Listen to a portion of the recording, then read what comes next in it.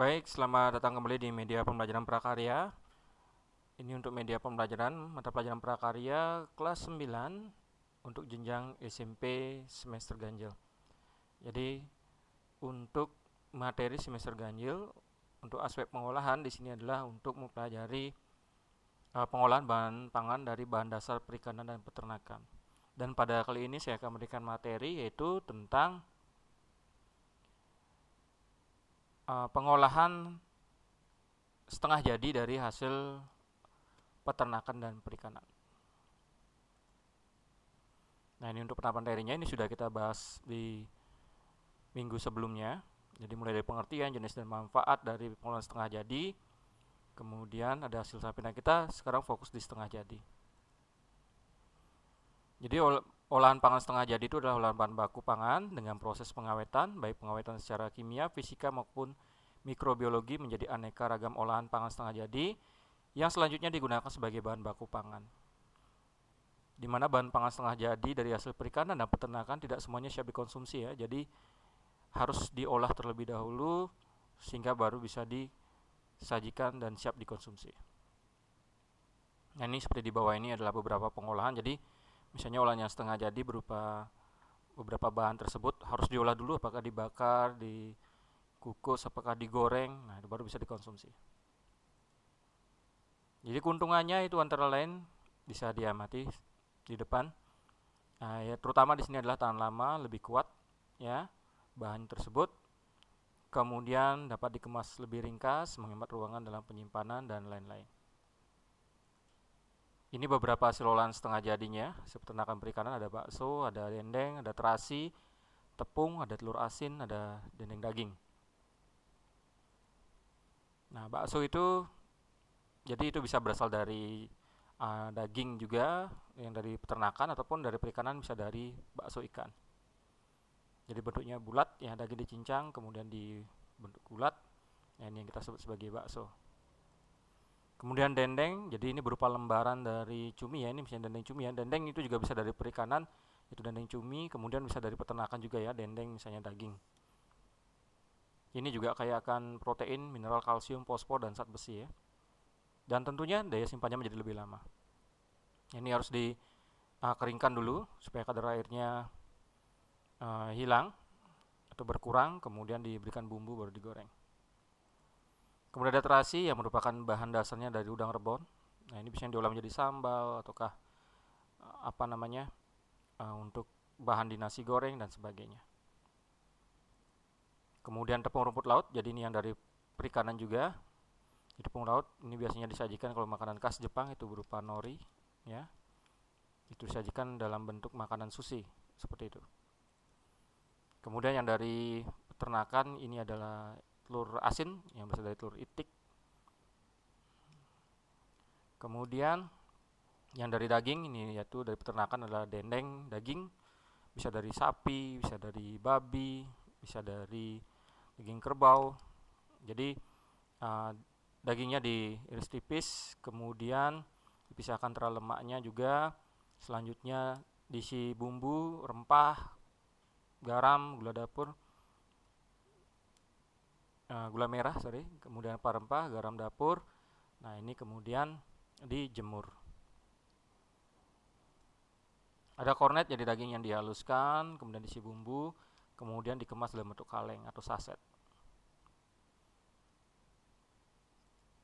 Nah, kemudian teknik pengolahannya bisa digiling ataupun dipanggang, kemudian digoreng. Jadi pertama biar halus digiling dulu dagingnya supaya lunak.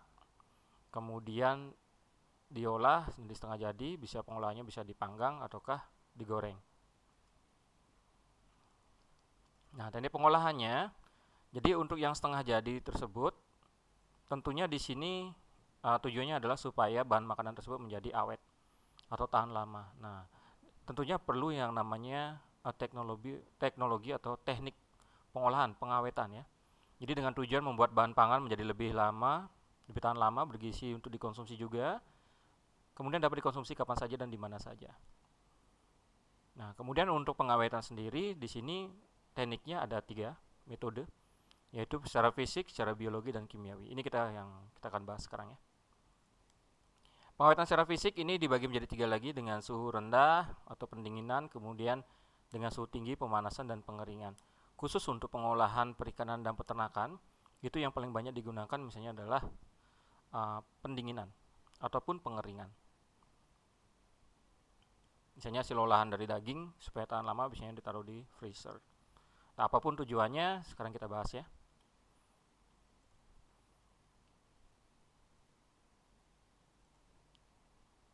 Baik, pengawetan suhu rendah di sini bahan pangan itu dimasukkan kepada lemari es atau pendingin dengan suhu di bawah 0 derajat Celcius, yaitu dari minus 24 sampai minus 40 derajat Celcius. Nah, misalnya ditaruh di freezer ya. Tujuannya itu pertama adalah supaya menghemat biaya, kemudian tentunya dengan adanya pendinginan ini tidak akan menghilangkan nutrisi ya. Setelah itu tujuan utamanya adalah menghambat pertumbuhan mikroorganisme pembusuk sehingga tahan lama. Kemudian pengawetan suhu tinggi, jadi ini dengan cara dipanaskan atau seringkali digunakan dalam memasak, misalnya direbus ataukah digoreng. Ya tentunya dengan teknik ini biasanya harus disesuaikan ya jumlah panas yang diberikan, kemudian jumlah panas yang digunakan tidak boleh menyebabkan penurunan gizi dan cita rasa makanan. Jadi kalau mengolah misalnya dengan cara digoreng ataupun direbus dengan suhu yang sangat tinggi, tentunya nutrisi dari daging ataupun dari ikan hasil perikanan dan peternakan tersebut akan menjadi berkurang atau bahkan hilang.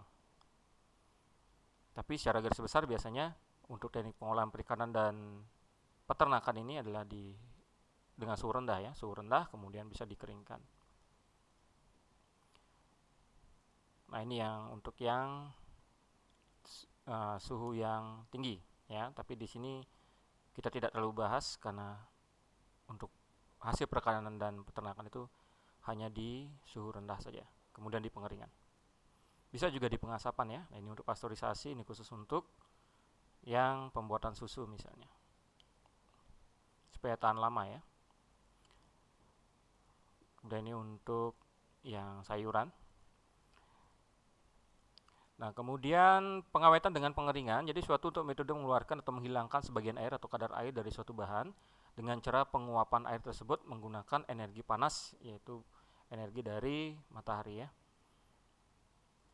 Nah, di sini tentunya misalnya kalau musim hujan ya kita harus menggunakan alat, tapi kalau musim kemarau misalnya, nah di sini langsung saja dijemur di bawah terik matahari atau sun drying.